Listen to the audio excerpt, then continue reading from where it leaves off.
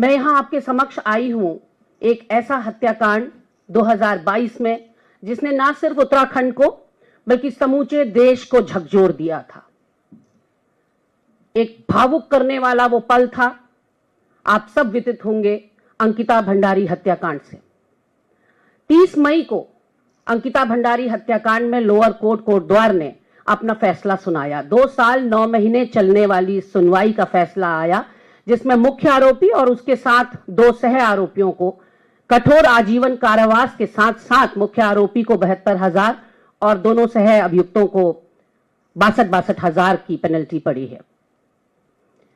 न्यायालय का जो भी फैसला है हम उसका स्वागत करते हैं, सम्मान करते हैं, क्योंकि हम कांग्रेसमैन न्यायपालिका को सर्वोपरि मानते हैं, क्योंकि न्यायपालिका को सर्वोच्च स्थान दिया है संविधान ने, और संविधान का अवमानना या अपमान करने की तो हम सोच भी नहीं सकते।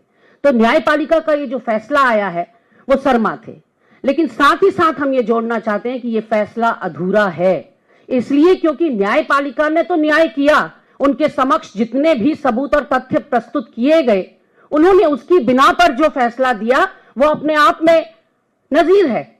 लेकिन उन सबूतों का क्या जो पूरी तरह से नष्ट कर दिए गए, ध्वस्त कर दिए गए। आज मैं उन्हीं के विषय में आपके द्वारा, आपके माध्यम से जो गूंगी बहरी धृतराष्ट्र बनी हुई उत्तराखंड की और केंद्र की सरकार है, 2022 से लगातार जो मामले में लीपापोती करने का प्रयास कर रही है, वो सारे सबूतों के बारे में सिलसिलेवार आपसे बात करना चाहती हूं, क्योंकि न्यायालय के समक्ष ये सबूत रखे ही नहीं गए।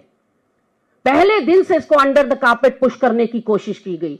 जो अंकिता के साथ हुआ वो बहुत दुर्भाग्यपूर्ण था, उसको रोका नहीं जा सका, लेकिन अब जो अंकिता और अंकिता के माता पिता के साथ हो रहा है उसको रोका जा सकता है, लेकिन उसके लिए एक संवेदनशील, एक दिल रखने वाली सरकार चाहिए।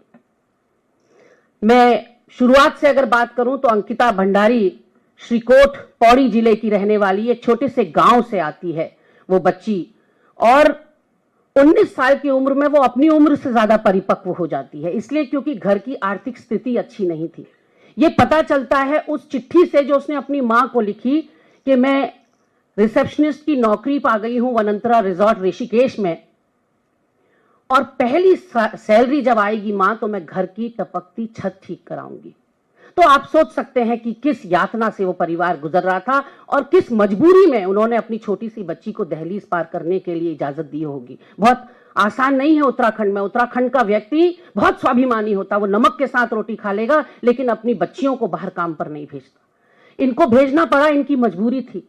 मैं वनंतरा रिजॉर्ट के बारे में अगर बात करूं तो वनंतरा रिजॉर्ट का मालिक है विनोद आर्या, जो भाजपा का पूर्व राज्य मंत्री है, दिग्गज नेता है।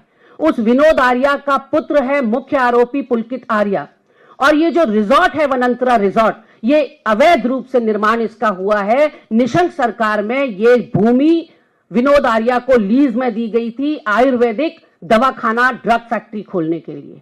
दवाखाना तो खुला नहीं, वनंतरा रिजॉर्ट खुल गया, और वनंतरा रिजॉर्ट जैसे असंख्य रिजॉर्ट खुले हुए हैं उत्तराखंड में। थाईलैंड बनने की पूरा प्रयास चल रहा है उत्तराखंड को।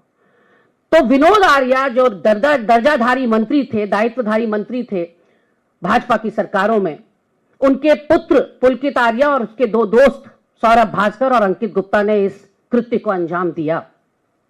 तो आप सोच सकते हैं वो अंकिता जो जिसकी आंखों ने अपने सपने देखने ही अभी शुरू किए थे, पहली सैलरी उठाना तो दूर की बात, 12-13 दिन के अंदर नौकरी एक रिसेप्शनिस्ट के तौर पर वो ज्वाइन करती है और 12-13 दिन के अंदर मौत के घाट उतार दी जाती है।